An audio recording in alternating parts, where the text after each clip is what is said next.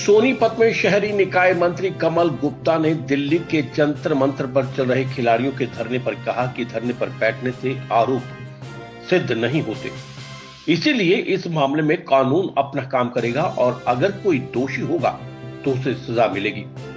वहीं पूर्व राज्यपाल सत्यपाल मलिक पर कहा कि अब उनकी कुर्सी चली गई है और सत्ता की चाहत में वो छटपटा रहे हैं, जबकि उनको गवर्नर रहते अपनी आवाज उठानी चाहिए थी।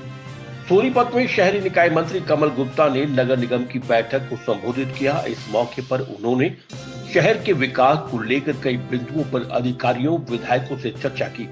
उन्होंने कहा कि प्रॉपर्टी आईडी में कुछ खामियां थी जिनको लगभग दूर कर दिया गया है। उन्होंने ये भी कहा कि जिस तरह से नोटबंदी जीएसटी को लागू करने का जोखिम बीजेपी ने उठाया, उसी तरह से प्रॉपर्टी आईडी लागू करने वाला हरियाणा पहला प्रांत बना है।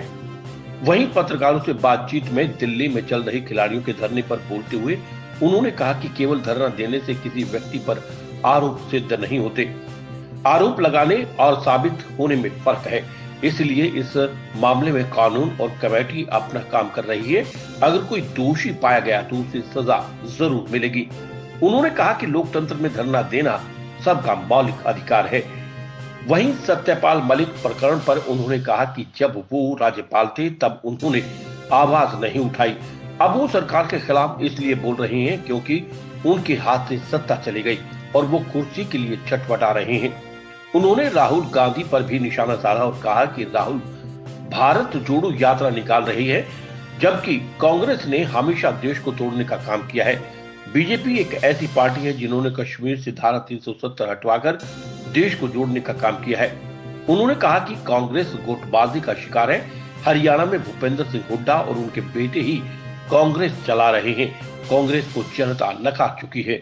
देखिए, मैं पूरे हरियाणा में सभी जिलों का प्रवास कर रहा हूँ और उस प्रवास की दृष्टि से मैं इस सोनीपत आने से पहले 17 जिलों में घूमकर आया हूँ। ये मेरा 18वां जिला है और अभी शाम को मैं पानीपत जिले में जाऊंगा और जिस प्रकार की मीटिंग मैंने यहाँ ली है उसी प्रकार की मीटिंग मैं पानीपत में भी लूँगा। और इस मीटिंग में विशेष तौर से मैंने कई पॉइंट्स जो हमारे डिपार्टमेंट के हैं, अहम पॉइंट्स हैं, उनके बारे में उनका लेखा जोखा, उनमें क्या कमियां, कैसे उनमें सुधार हो सकता है, इस तरह की चर्चा हमने सबने की है। और हमारे आदरणीय सांसद साहब भी इस मीटिंग में रहे, हमें उनका आशीर्वाद मिला। हमारे 3 विधायक भी इस मीटिंग में रहे, मोहनलाल जी और सुरेंद्र पवार जी और निर्मल चौधरी जी, और हमारे चेयरमैन भी यहाँ पर रहे, सभी अधिकारी रहे। हमारे अम्बाला से स्पेशल वहाँ के कमिश्नर यहाँ पर आए। तो इसमें हमने प्रॉपर्टी आईडी में बड़ा हाहाकार, बड़ी गलतियाँ हैं भी, लेकिन पूरे देश में ये हरियाणा एक ऐसा प्रांत है जिसने ये साहस किया। अब माननीय मोदी जी ने जिस तरह से नोटबंदी की, वेनेजुएला में तो 2 दिन में नोटबंदी का जो एक्ट था वो वापस ले लिया गया, लेकिन हमने नोटबंदी को इम्प्लीमेंट किया और उसके चैलेंज को स्वीकार किया। हमने जीएसटी के चैलेंज को स्वीकार किया। तो ऐसे ही हमने प्रॉपर्टी आईडी के मामले को भी स्वीकार किया, चैलेंज को स्वीकारा और उसको हम पूरा कर रहे हैं। और हमने लगभग वो 80-90% उसको ठीक भी कर दिया है। फिर हमने स्वामित्व योजना की बात, माननीय मुख्यमंत्री जी ने कहा कि जिन लोगों को 20 साल से अधिक ऐसी कोई प्रॉपर्टी मिली है जो किराए पर है या लीज पर है, तो उसका मालिकाना हक उसको दें। कितनी बड़ी बात है, कितनी बड़ी दरियादिली है। तो इसमें हमने दी भी हैं। उसमें कुछ अड़चनें आ रही थी, उनको भी हमने सॉल्व करने का प्रयास किया है। इसी प्रकार से जिसने भी इस धरती पर जन्म लिया तो उसको रोटी, कपड़ा, मकान, स्वास्थ्य और शिक्षा, तो इसलिए हमने कहा कि जो अनअप्रूव्ड कॉलोनी है उनको भी सबको हम अप्रूव्ड करें और शनह हम उनको अप्रूव करने का एक प्रोसेस जारी किए हुए हैं। हमने उनमें रूल्स में काफ़ी हमने उसको रिलैक्सेशन दी है।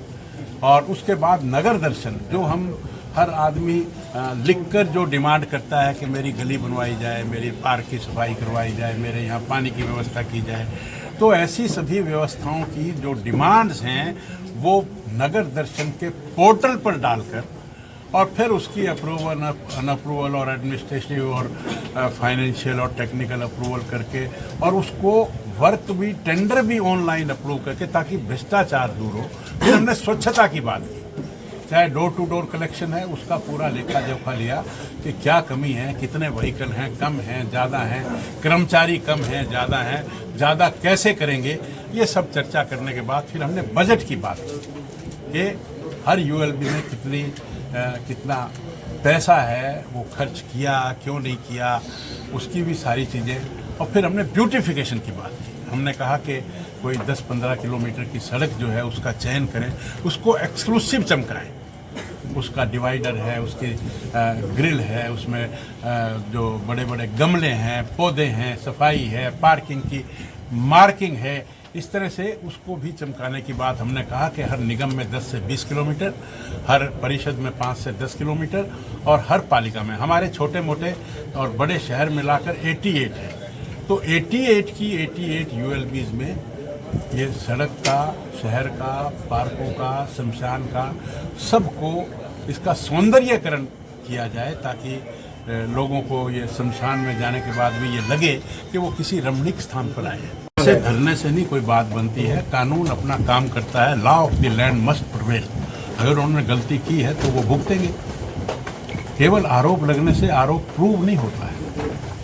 मंत्री जी, मुझे तो इस बात की जानकारी नहीं है, ये वो जाने, उनसे पूछ लीजिए। लोकतंत्र में सबको अधिकार है, मौलिक अधिकार है, कोई कुछ भी बोले, वो उनकी सोच है, वो बैठ गए।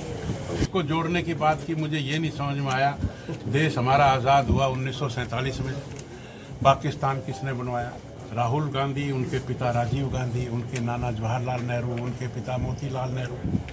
देश आज़ाद हुआ, पाकिस्तान बनवाया, पूर्वी पाकिस्तान, पश्चिमी पाकिस्तान, कश्मीर मिला, कश्मीर का 78,000 वर्ग किलोमीटर जो उत्तरी पश्चिमी हिस्सा था उसको पीओके बनवा दिया। 1962 में चाइना का 38,000 वर्ग किलोमीटर पूर्वी लद्दाख ये उन्होंने अक्सई चीन बनवा दिया। और देश को जोड़ने की बात श्यामा प्रसाद मुखर्जी ने की ना, उस समय ले जाते, वो यात्रा करते, और देश को जोड़ने की बात मुरली मनोहर जोशी ने आज तो हमने कश्मीर को धारा 370 हटाकर जोड़ ही दिया है। आज देश जुड़ा हुआ है। आज 600 साल पुरानी हमारी जो हमारी इज्जत थी, हमारे देवतुल्य, हमारे हर तरह से पूजनीय भगवान राम थे, उनका मंदिर बाबर ने तोड़ा, किसने बनवाया? आज देश को जोड़ने का काम मोदी ने किया है। आज देश धारा 370 जोड़ने का जो काम है वो जब तोड़ी है उसको, तो देश जुड़ा है कि नहीं जुड़ा? राहुल गांधी ने कैसा देश जोड़ा?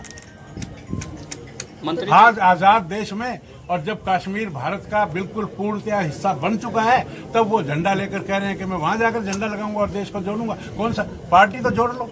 3 साल तक यहाँ एक ही परिवार के लोग अध्यक्ष बनते हैं, और वो कुछ वर्ष पहले नवाबजादे ने जो रिजाइन किया और उसके बाद उनको कोई राष्ट्रीय अध्यक्ष नहीं मिला। अब कोई वो ढूंढ ढांड के पकड़ के और उसको राष्ट्रीय अध्यक्ष बना दिया। फिर प्रदेश अध्यक्ष में इनको दिक्कत आती है। फिर 22 जिला अध्यक्ष बना लो ना। आज तक हमारे तो यहाँ पन्ना प्रमुख तक बन गए। पन्ना प्रमुख अलग हैं और बूथ के अध्यक्ष अलग हैं, और उसके बाद मंडल अध्यक्ष 306 हमने बनाए, हर 3 साल में बदलते हैं। 22 जिला अध्यक्ष हम 3 साल में बदलते हैं। देख लो ना उनकी। लेकिन कांग्रेस घर तो जुड़ता नहीं है। आप उसका तो जिक्र करो जिसमें कुछ तो अस्तित्व हो। श्याम वशिष्ठ की रिपोर्ट।